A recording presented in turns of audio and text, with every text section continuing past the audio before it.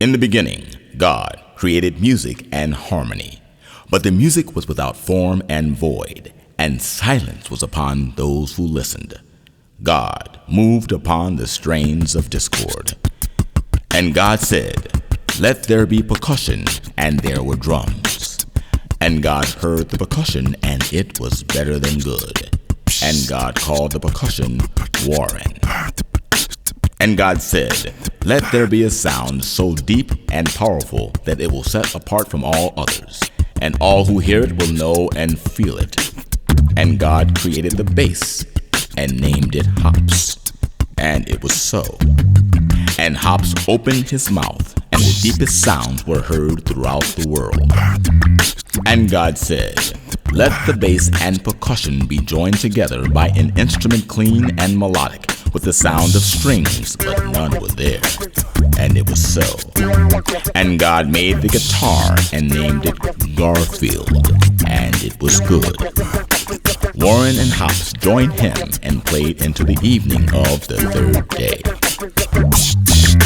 And God said, "Let there be another voice, this one high and soaring like a bird upon the air."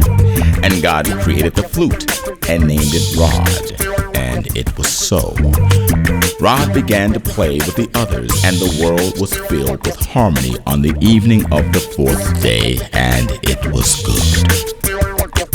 And God said, "Let there be the sound of keyboards, and let them be stringed, synthesized, and electronic, but powered by the voice of men."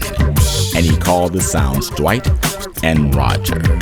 And Dwight began to play his vocal keyboard from that which was not, and his sound was truly a gift among men.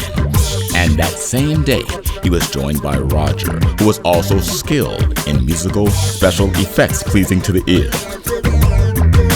And God said, "Let there be lyrics in rhythm with and without melody."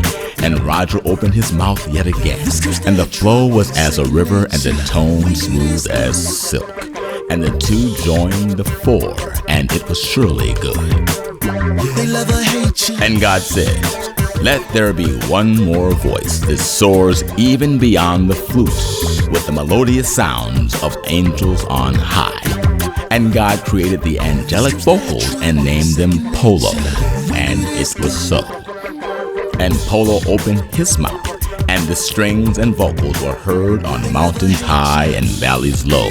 And likewise no string was found, because the sound was made by the chord of the voice that God had given him. And behold, it was good.